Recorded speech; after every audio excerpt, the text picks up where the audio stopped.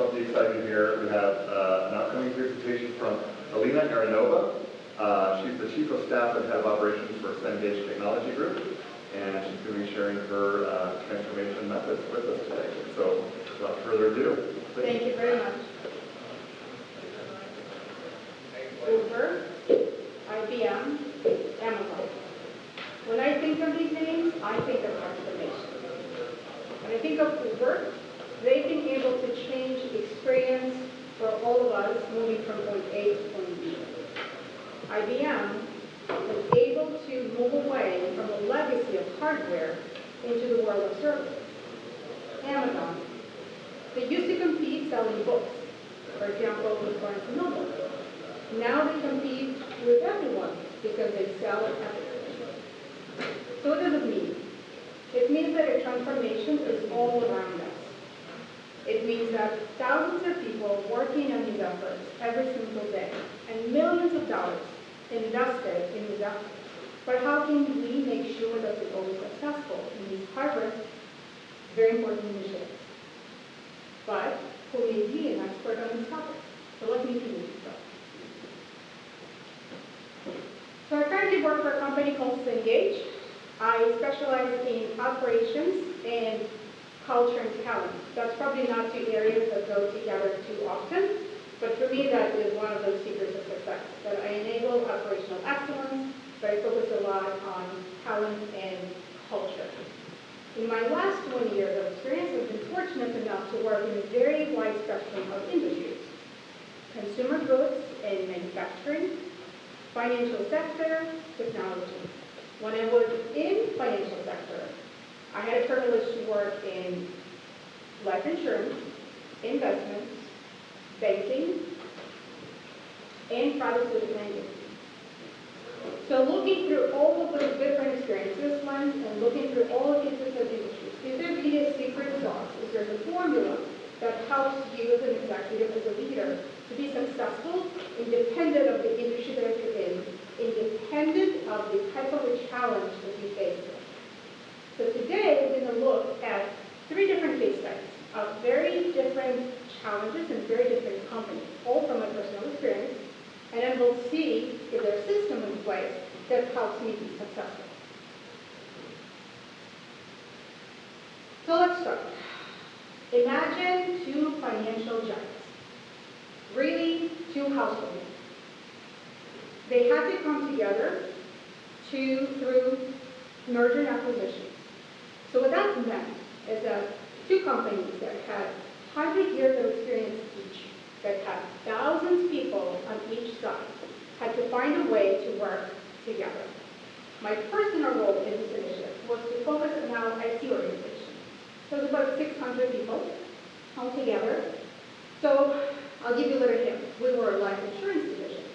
So what that meant is that we had over 10 different life insurance administrative systems that had to be normalized. What it also meant is that we did not have any consistency in any of our functional areas. No consistent development processes, no consistent planning processes, no consistent project management processes. All those areas have to be unified. So think about change. Think about personal impact every employee of a company had to experience and how we had to overcome. So that's case number 1. Let's move on to case number 2. You can probably guess the name of the company even quicker. They have a very loyal customer following. I'll tell you a little bit more about this company, and it's quite a surprising challenge. It was a challenge of rapid growth. So you may think it's actually a good problem to have. It's exciting that we grow this fast. But the growing pains of a rapidly growing business are actually quite real. Imagine the company and the chaos that goes when, for example, a financial team will spend most of the month, most of the 30 days, closing the books, continuing to close the books because they had no time, there was no system in place, there wasn't a good process in place that was scalable to give them time to focus on a higher quality activity.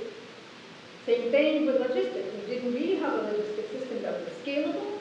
We didn't really have a system for new product development. We were a 24/7 business, international business. And we didn't really know how each of our products were going because we couldn't stay aligned or connected. So think about the scale of chaos. Think about the scale of change that's happening, and how do you navigate through all of that? So it's a very different type of challenge. Now we're moving on to the third case study. And this is the company where I am right now. I've been with this company for about 5 years, and we have, I would call them 2 levels of challenges. So Spingage is education technology company, but it's also a publishing house. As you probably all know, so the sphere of education is really, really changing. What that means is that now not only we need to publish books, but we also need to provide digital solutions to our students. So let me explain 2 levels of challenges. One is macro, the other one is micro.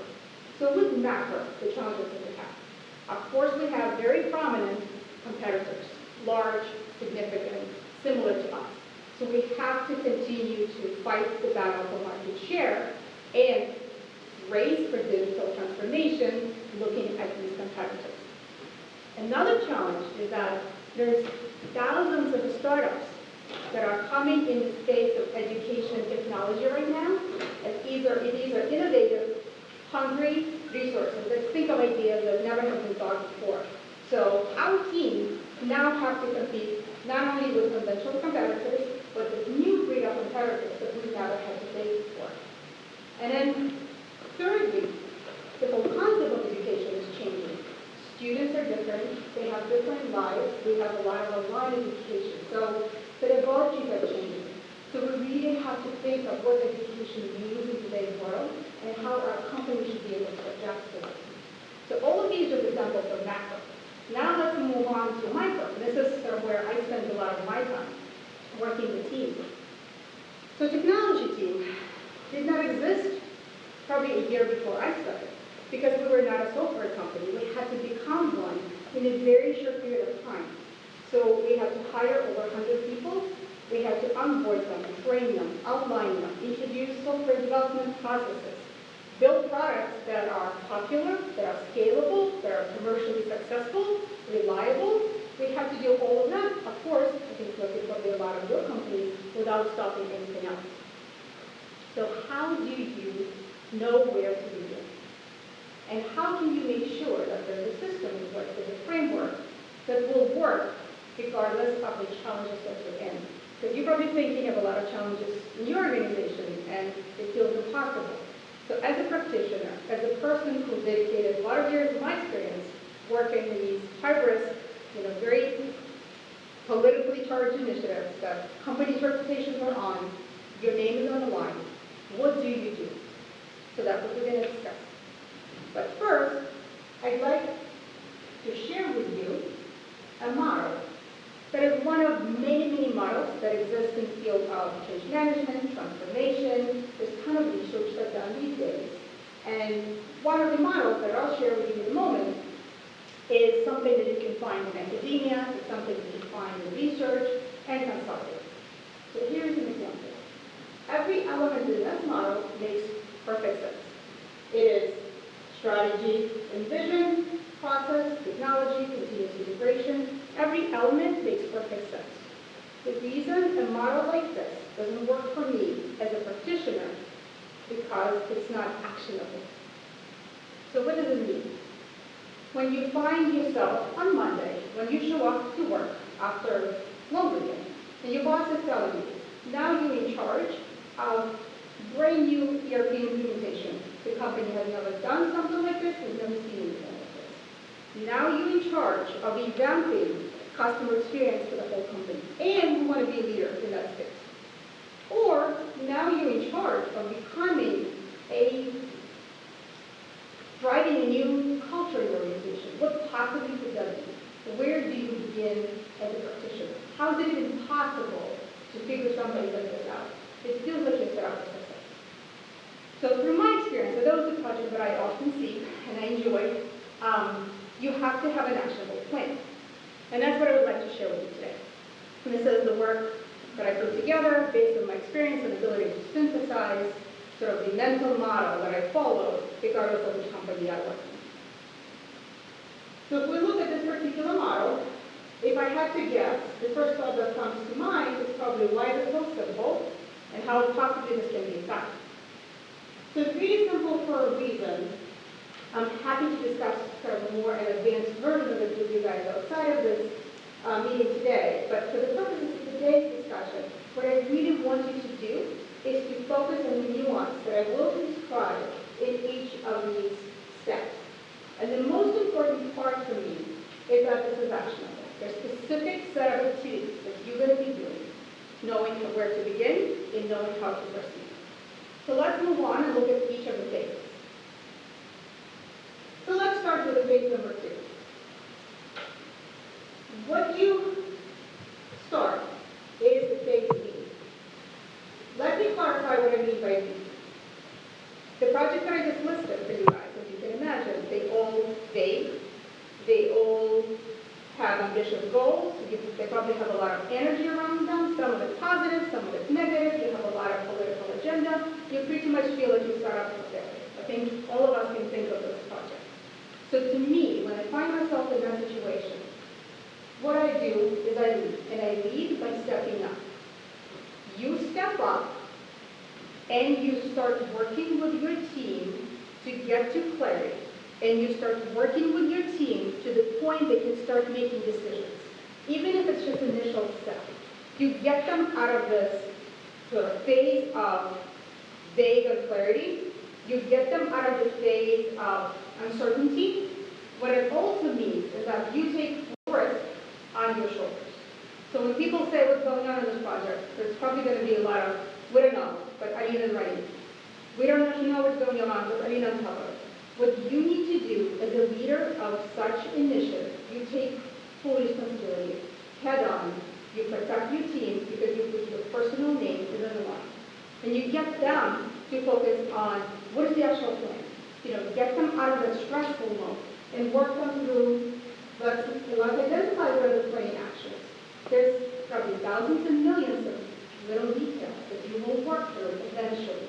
But what I mean by plan is that you set up the initial set of activities. You have to get the team productive. You have to get them focused. You have to get them move forward. So plan is really meaning clear enough path for them so they know immediately what we need to do. Today, this week. We will figure out the rest later.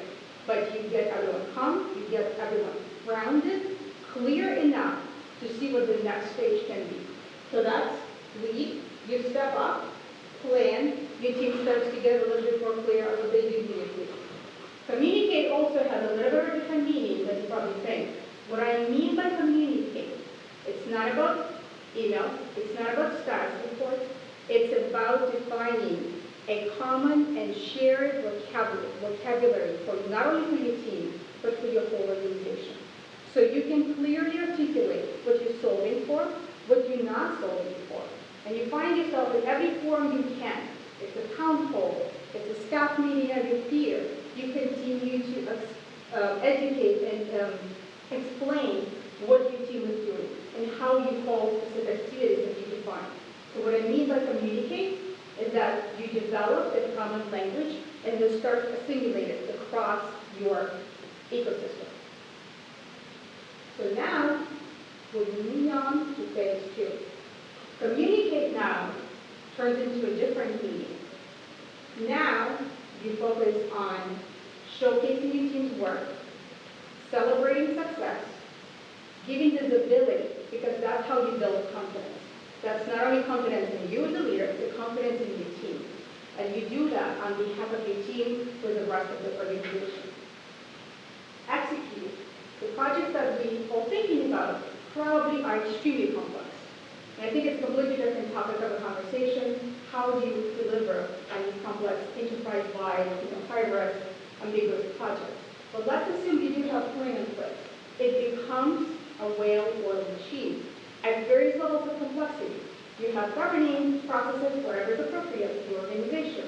You have status meetings, reports, anything that you feel is an appropriate level of cadence given sort of your political landscape, given the maturity of your organization, you adjust accordingly.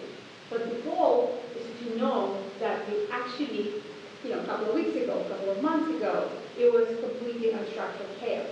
Now, there's a clear path to what you're trying to accomplish. This is how you shift from plan to execution. And the best way I know that my team is on the path to success before the project is finished is that I start to feel that my name gets de-associated with the project. So in the early phases, I hear my name mentioned by pretty much anyone in the organization because there's a lot of buzz about this project. Everyone wants to be involved, but again, no one is sort of clear what needs to be done. And then when they want to be part of it and no one knows what to do, they would say, well, Alina on it. Alina's doing it. So there's sort of discomfort. So there's someone in charge, they'll figure it out. And I take that full sort of weight of responsibility and rest on my shoulders because I know we have a way to get through this. But what I start to see later is that my name is not mentioned as much anymore. I think my team is very comfortable to navigate through whatever questions and topics. They step up, they lead the charge. And this is the moment where I know when I need to do the switch. What I refer as a switch, it's the leadership change in me. So in the past, you stepped up, you took charge. What you do now is that you enable your team and you back off and you let them run the project. And this is how you know that they're the ones who own this project now, really not you. You're there to enable them. So while you lead, your team really owns it. Let me repeat it. It's a very powerful statement. While you're the one leading this initiative, your team is really the one who's owning it. And when that really happens, think how powerful this can be for your team, for your organization. But what happens is, at the end of these initiatives, not only your name is forgotten, which is, to me, is the biggest show of success, but the rest of the organization doesn't really even remember how things used to be. This really becomes a new norm, because this sort of everyone came to that way of doing things, way of adjusting to new worlds, to new processes together. It felt so natural and native to them because it felt like they owned it. So that ability to adjust your leadership style from stepping in into backing up and enabling your team is, I think, the mastery that I really advise everyone is focusing on. So what I'd like to do next is leave you with a couple of key takeaways. So everything we just discussed would only have the chance of working if you invest in your people. What I mean by it is that not only you hire the best, you trust them, you enable them, you take the risk for them, you really work through any challenges you see need to give them the path to success. Playing is paramount. So what I'd like to say here is that independent of how skilled we are as program managers, as project managers, we need to be able not only to build a plan for something that is complex, but even harder task is to build a plan for something that's vague, that's unclear, that's ambiguous. So your ability to build plans in any sort of circumstances and with any level of uncertainty is paramount. What I think is more important is the fact that one guarantee I'm going to give you is that that plan will also change. So instead of focusing on building that plan that's absolutely perfect, you focus on your ability to adjust. No matter which kind of where you are in the life cycle of your project, there will be changes, and your job is to adjust accordingly. So you build a plan that's solid, and then you adjust it as necessary. And lastly, I think leading, and the leadership is needed, which I believe is sort of taking charge of taking ownership that's needed, and then adjusting in appropriate situations and allowing your teams to win. So I think this is how you deliver on truly sustainable transformation.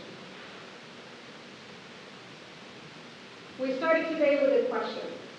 How do you assure that change can stick, and what can you as a leader do about it? I hope I answered that question, but I'm open to any other questions.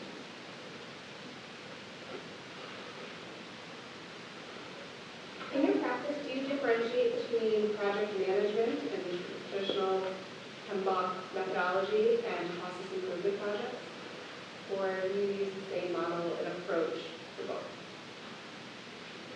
I grew up through various levels of project management, across technology, software delivery, process improvement, transformation at large scale, And I believe it's not about the type of project, it's about the way you approach the project. So I approach all of them using this model. So as I prepared for this presentation, I tried to share some insightful information. And as it turns out, not only I thought I had a story to tell because I moved from different industries, a lot of people think, how do you possibly do that? But I also have taken various types of projects, and they've been successful. And if I look back, I think it's because this has been my mental model. So to me, it's not about the type of a project, it's how you approach the project.